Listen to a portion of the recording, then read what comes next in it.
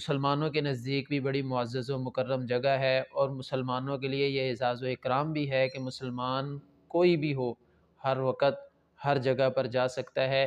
یہ اللہ رب العزت نے مسلمانوں کے لیے اس کے اندر اعزاز و اکرام رکھا ہے۔ بسم اللہ الرحمن الرحیم۔ السلام علیکم ورحمۃ اللہ وبرکاتہ۔ معزز سامعین، امید کرتے ہیں کہ آپ خیریت سے ہوں گے۔ آج کا ہمارا موضوع ہے کہ یہ قبۃ الصخرہ یعنی سنہری گنبد، اس کے نیچے کیا ہے اور اس کی حقیقت کیا ہے۔ قبۃ الصخرہ یہ خلیفہ عبد الملک نے اپنے زمانہ خلافت کے اندر، یعنی جس کے اوپر سنہری رنگ کا گنبد ہے، یہ اس نے اپنے زمانہ خلافت میں تعمیر کروایا۔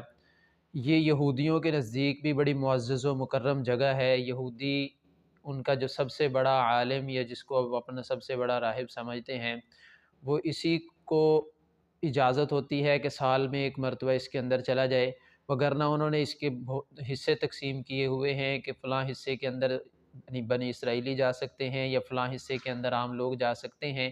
اس کے علاوہ وہ عام طور پر اس سے تجاوز نہیں کرتے، لیکن یہ مسلمانوں کے نزدیک بھی بڑی معزز و مکرم جگہ ہے، اور مسلمانوں کے لیے یہ اعزاز و اکرام بھی ہے کہ مسلمان کوئی بھی ہو ہر وقت ہر جگہ پر جا سکتا ہے۔ یہ اللہ رب العزت نے مسلمانوں کے لیے اس کے اندر اعزاز و اکرام رکھا ہے۔ پھر اس کے نیچے جو بالکل قبۃ الصخرہ کی جگہ ہے، اس کے بالکل نیچے ایک پتھر ہے جس کو وہ پتھر کہا جاتا ہے کہ جب رسول اللہ صلی اللہ علیہ وسلم نے زمین سے آسمان کی طرف معراج کا سفر شروع کیا تو اس پتھر سے شروع ہوا تھا، اور وہ پتھر اس قبے کے بالکل نیچے شمار کیا جاتا ہے۔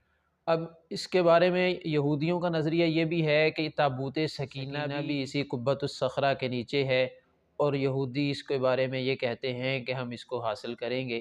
اب یہ بھی بہت بڑا سوال ہے کہ تابوت سکینہ کیا ہے، اور تابوت سکینہ کو یہودی کیوں حاصل کرنا چاہتے ہیں۔ اس کے بارے میں بھی انشاءاللہ ہم جانیں گے کہ تابوت سکینہ کیا ہے۔ تو اس وقت تک اپنا خیال رکھیے گا۔ اللہ حافظ۔